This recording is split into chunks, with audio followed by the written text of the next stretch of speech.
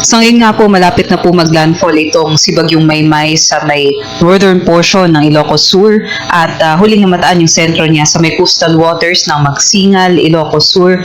May taglay pong hangin na abot sa 75 kilometers per hour malapit sa gitna at pagbugso na abot sa 105 kilometers per hour. So sa kasalukuyan nga, tropical storm category pa rin po itong Bagyong Maymay at kumikilos po pasilangan. Medyo may kabagalan, 10 kilometers per hour po ang kanyang pagkilos at sa ngayon nga po naaapektuhan pa rin po yung malaking bahagi ng northern and central Luzon.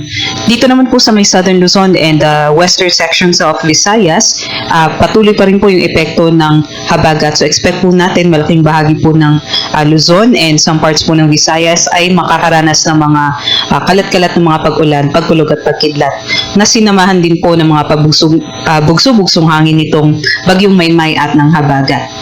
Nakikita pa rin po natin dito sa ating satellite imagery itong Bagyong Dolphin naman na nasa labas pa ng ating area of responsibility at malayo naman po ito sa nakikita natin ay malapit po ito sa boundary ng ating PAR.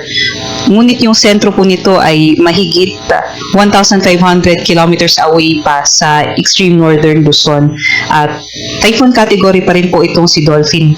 Ngunit kung pumasok po ito ng ating PAR, ay tatawagin naman po natin ito sa pangalan or local name na Neneng. At sa ngayon kumikilos na po ito pa west-northwestward sa bilis naman na 20 kilometers per hour.